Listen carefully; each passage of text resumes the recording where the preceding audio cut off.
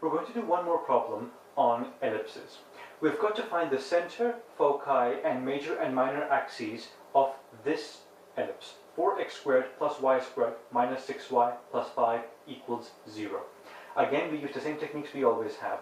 We write down the standard equation, x squared over a squared plus y squared over b squared is equal to 1, and we try and rearrange this equation to resemble the standard as much as possible.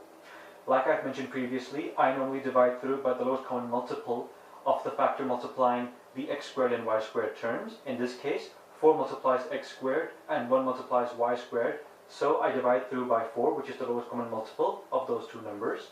I end up with this, and by completing the square here, which we almost always do in conic problems, we always complete the square, and a little more algebraic manipulation, I end up with this final form here, which resembles the standard form, as you can clearly see.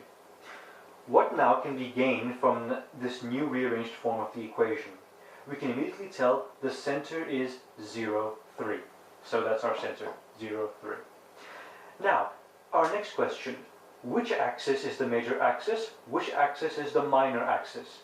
Look here, the y denominator is greater than the x denominator. Hence, in this case, the vertical axis is going to be the major axis, and the minor axis is going to be the horizontal axis. Alright, so in this case, we're not dealing with the same major axes and minor axes as we have previously. So now we know which axis is which. How do we now find their lengths? Well, if a, as we do in the standard equation, if a refers to half the length of the horizontal axis and a squared is 1, then a must be 1, and hence the minor axis, in this case the horizontal axis, is going to measure 2 times 1, which is 2 units. Likewise, to find the major axis, if b squared is 4, where b refers to half the length of the vertical axis, then b is going to be equal to 2, and the major axis length is 2 times 2, which is 4. Now at this point, it might be a good idea to think, what does the ellipse look like? I've drawn a rough diagram over here. It's an ellipse that's sort of standing up with center at 0, 3. It's got a major axis here that's vertical, and you will have 2 foci, which are a times e units away from the center on either side. Now this is where we have to pay extremely close attention to some of the references that we're making. When we talk about axis lengths, like here, when we talk about this equation, a refers to half the length of the horizontal axis, and b refers to half the length of the vertical axis. However, we covered in the second video of ellipses, where we talked about the mathematical relations, that a and b don't necessarily refer to horizontal and major in mathematical relations. They refer to the major and minor axes. And so, when we say that there is a focus AE units on either side of the center, we don't mean A in the sense of being half the length of the horizontal axis. We mean A to mean half the length of the major axis. That's extremely important.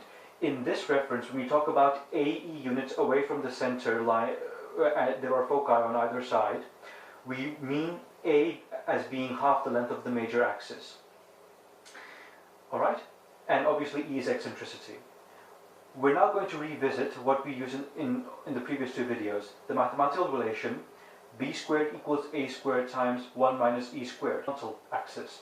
So 1 is equal to 4 times 1 minus e squared. If we substitute, we find e to be square root 3 over 2. And when we find AE, taking into account that A is half the length of the major axis, we find AE to be square root 3.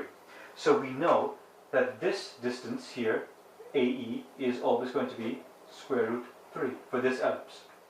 If we know the center is 0, 3, and we know the distance on either side is going to be root 3, we know that the foci are going to be 0, 3 plus root 3, and 3 minus root 3. Alright? This is a very good problem to illustrate what I was trying to stress in the first few videos of ellipses. In this equation, I'm going to repeat this, A refers to half the length of the horizontal, B refers to half the length of the vertical. However, when we talk about mathematical relationships, when we talk about the distances between the center and the foci, when we say b squared equals a squared times 1 minus e squared, b refers to half the length of the minor axis and a refers to half the length of the major axis. So you have to bear those differences in reference in mind when solving these equations. Alright, I think that takes care of this problem. Thanks very much for listening.